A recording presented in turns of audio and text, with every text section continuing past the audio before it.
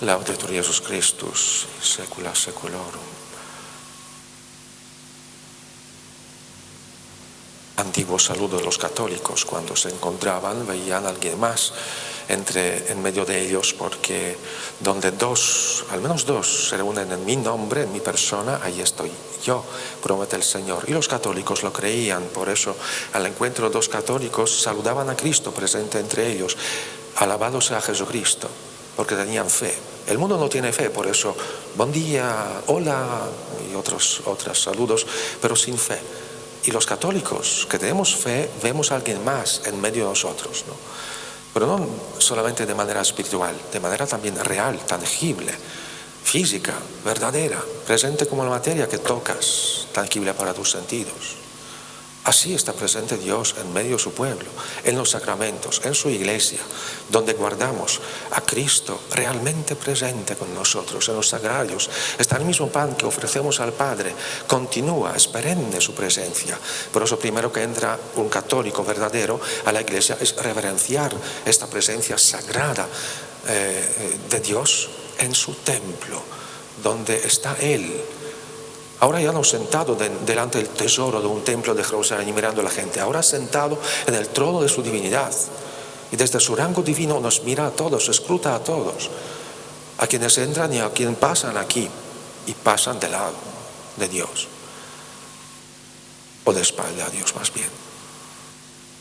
Pero entonces es importante nosotros enseñar nuestros gestos que realmente expresen nuestra fe, que sean gestos de uno que cree en lo que le enseña la Iglesia, porque es revelación divina que se transmite a través de los siglos por la Iglesia de Cristo, por la Iglesia de Cristo,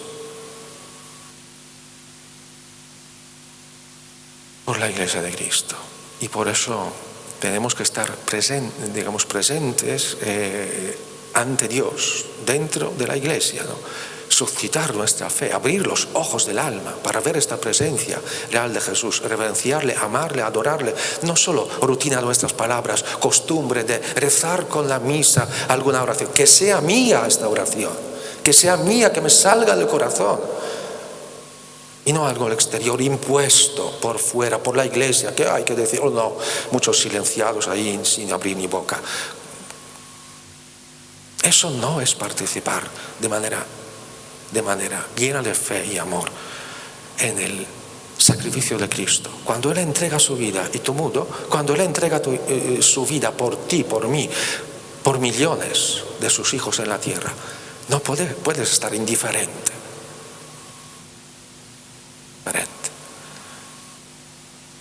Por eso no solo Jesús está alabando lo que ve en el interior de esta viuda. Sacrifica todo lo que tenía para sobrevivir, para culto de Dios, para dar culto a Dios por estas monedas, 2 monedillas pequeñas que, digamos, depositan el tesoro del templo. Ella da culto a Dios, participa en el culto de Dios que ahí perennemente se daba, a único Dios que se revela a través de la historia de este pueblo de Israel y después a toda la humanidad, ¿no? Ella así sabía que Dios es providente, cuidará de ella de alguna manera, ¿no? Y Jesús, Dios, lo nota, su confianza, su gran confianza que tenía al dar todo lo que tenía para reverenciar, dar culto a Dios, dar culto a Dios. Vaya, qué tonta podríamos decir hoy, sin fe, ¿no? Todo lo que tenía para sobrevivir, para el pan de mañana, pues lo deja a Dios. Sí. Y mañana Dios envía a otras personas para que cuiden. Quizás aquellos discípulos enterados de la situación de la viuda irán a cuidar de ella. No sabemos qué pasó, pero Dios es providente. Dios es providente. Y la confianza es la que vale. Es tesoro para Dios, ¿no? Si encuentra el alma humilde, sencilla, confiada, ahí entra con todo agrado, ¿no? Está buscando estas almas también aquí hoy en esta misa. Las encontrará.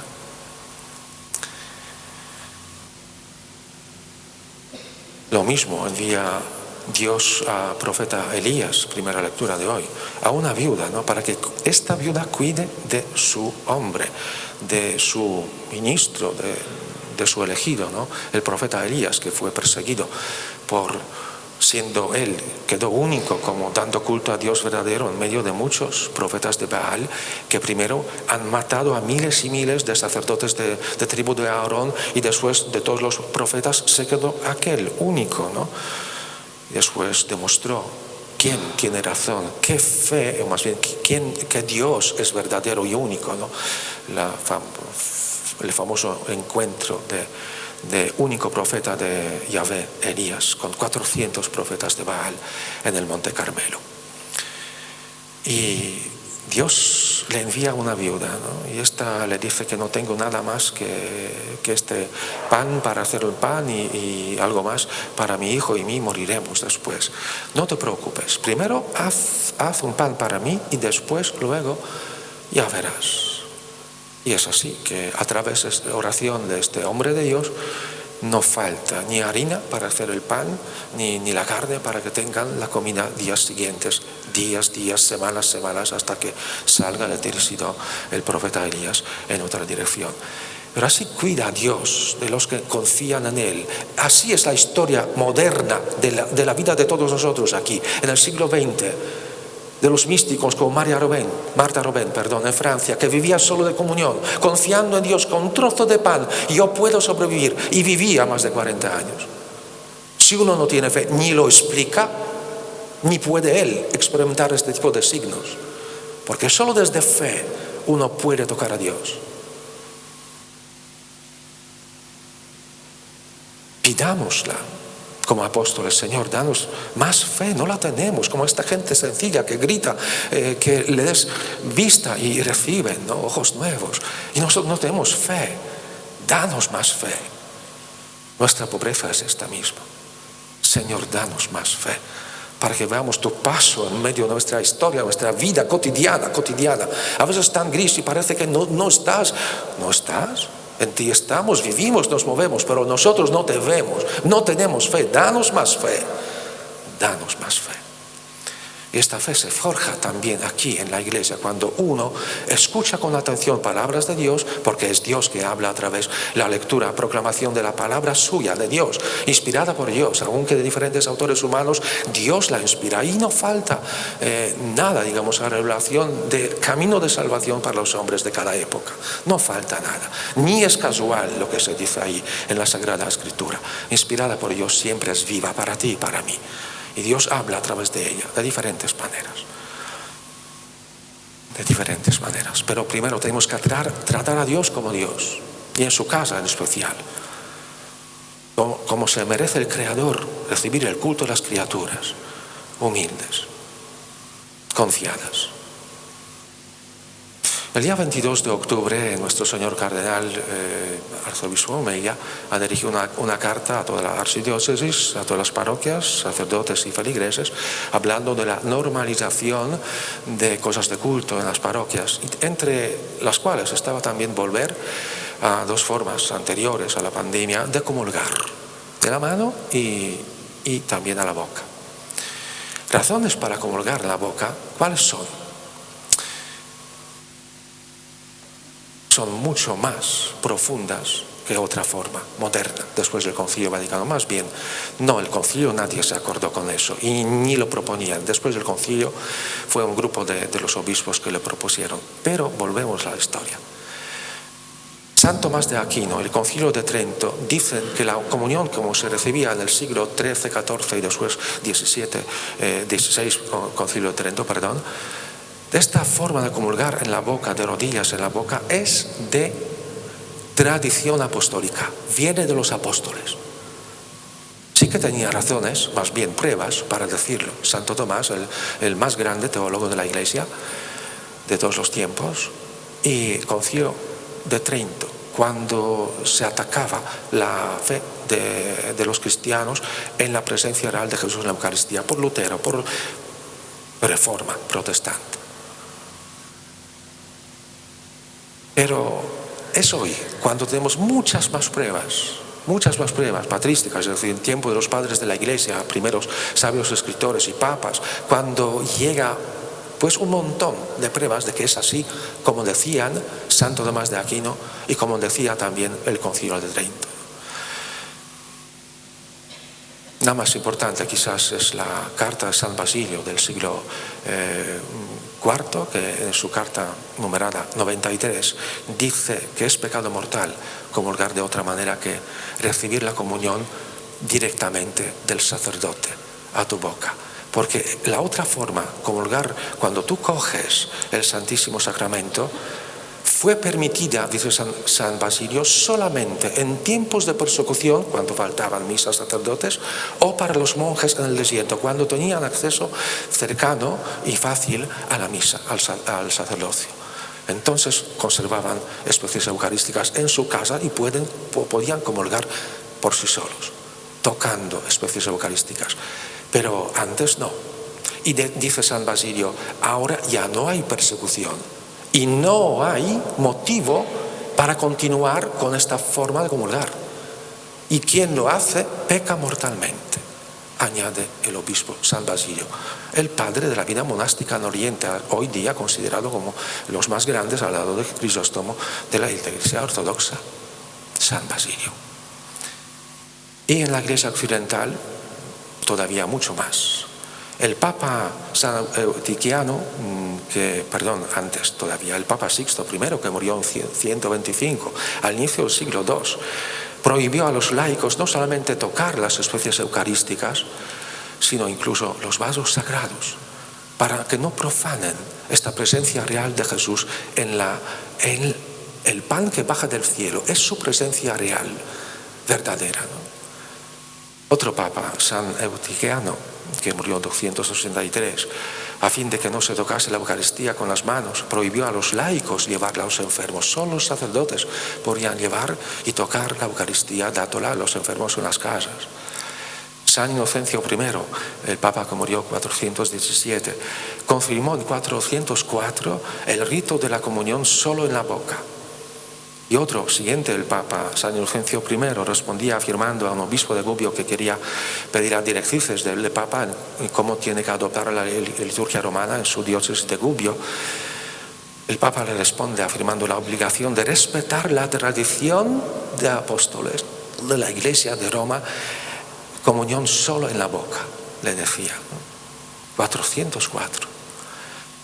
San Agapito, otro papa que murió en 536, durante los pocos meses de su pontificado fue a Constantinopla, donde curó a un sordomudo, dándole comunión exactamente, dice la carta, cuando puso el cuerpo del Señor en su boca, éste se curó. Cuando el Papa puso el cuerpo de Cristo en su boca.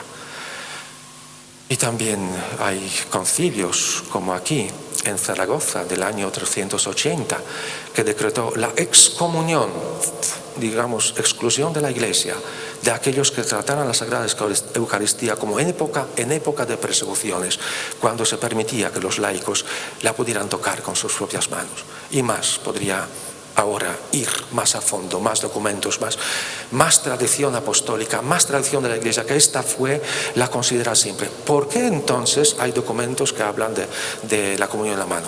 Porque había herejías, queridos míos. En tiempos de arianismo, el siglo IV y V, muchos ya no creen ni en la divinidad de Jesús, ni que hay que respetar de manera especial la presencia de Jesús, que es solo simbólica en la Eucaristía.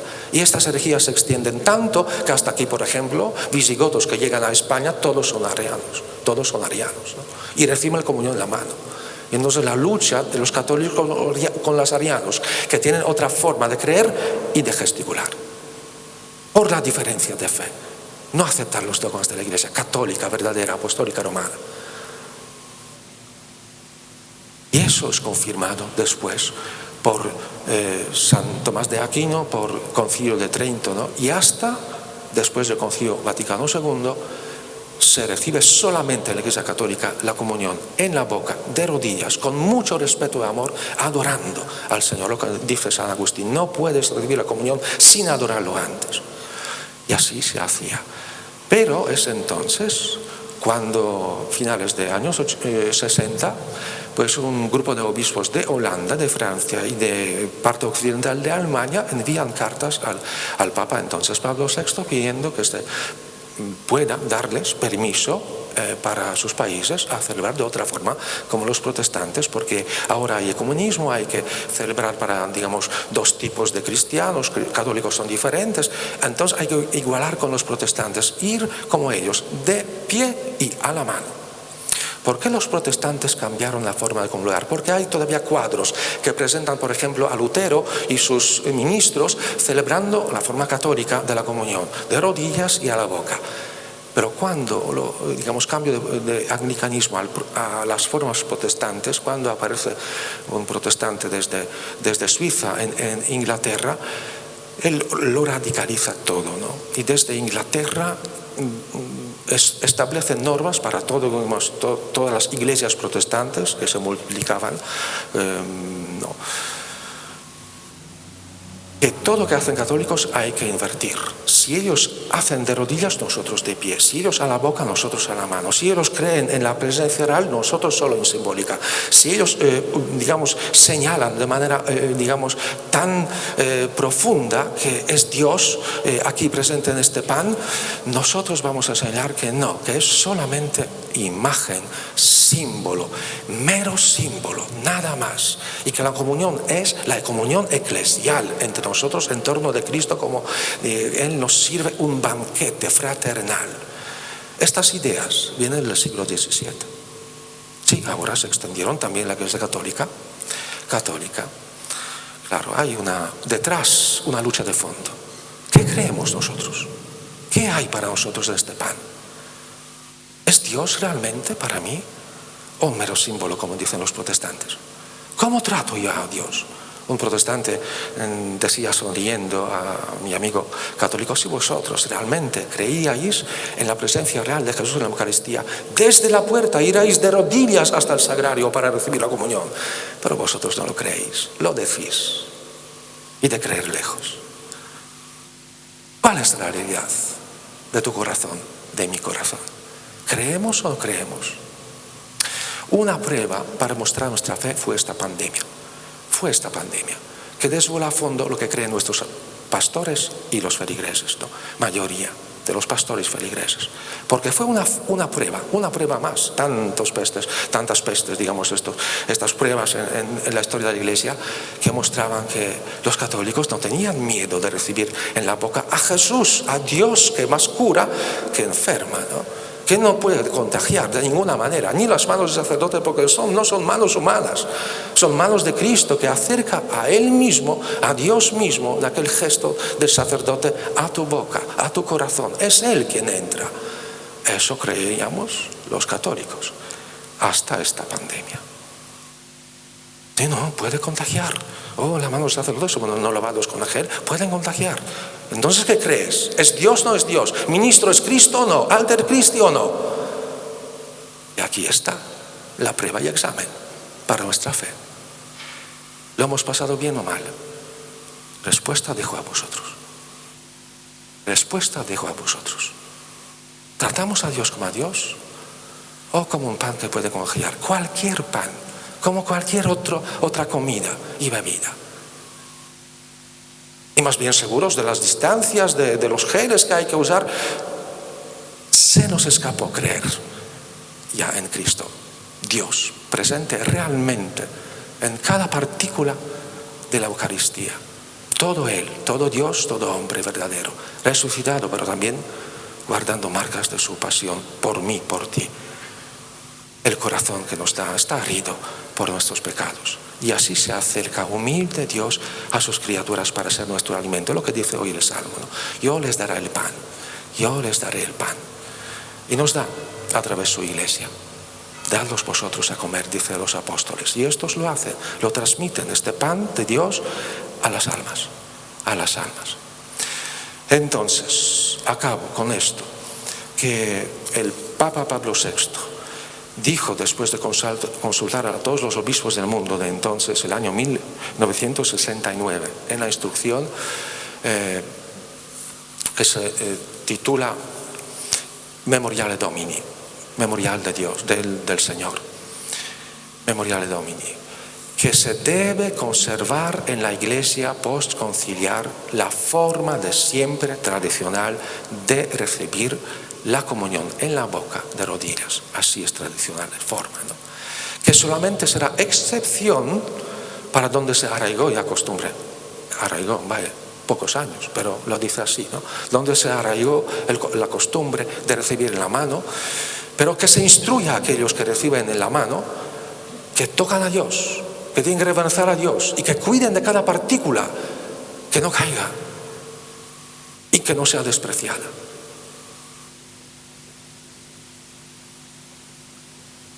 Que no sea despreciada.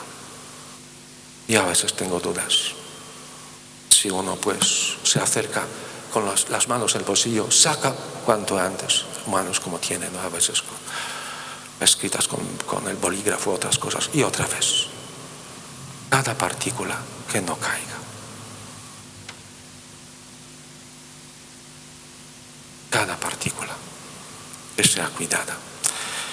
¿Tenemos fe o no? ¿Somos expertos en la Eucaristía para el mundo o no somos? ¿O no somos? ¿Creemos o no de verdad que Jesús presente en los sacramentos de la Eucaristía, el sacerdocio no puede contagiar, sino cura, sana, nos prepara a la vida eterna como a tantos santos, viviendo solo de comunión? De comunión. Este es el Señor que cura. No es una cosa, es ¿quién? Es Dios, es Dios. Y esta respuesta que la Iglesia pone en nuestros labios debería expresar nuestra fe. Señor, Señor, Dios, yo no soy digno de que entres en mi casa, pero digo una palabra sola, y esta palabra basta que yo quedara sano, esta comunión me sanará, me curará, porque te tocaré a ti, salud, salvación de todo el mundo, te tocaré a ti. Pero si no tenemos esta fe, si es rutina, entonces sí, quedamos sin toque de Dios. Porque Él no entra en corazones soberbios, incrédulos, desconfiados. Se queda fuera. Sufre a aquellos corazones que lo forzan a entrar en la comunión. Lo dice a tantos santos. Por ejemplo, Santa Faustina Kowalska, ¿no? Me tratan en la comunión como una cosa muerta. Una cosa muerta. Mientras que yo vivo. Mi corazón está lleno de amor, de misericordia. Los amo con tanta ternura, sinceridad, y ellos desconfían de mí. A muchos corazones entro en la comunión como a mi segunda pasión. ¿Qué encontrará hoy Dios en mi corazón? ¿Se alegrará viendo como a la viuda pobre que confía totalmente en Dios? ¿O desconfiando de Dios le daré la segunda pasión?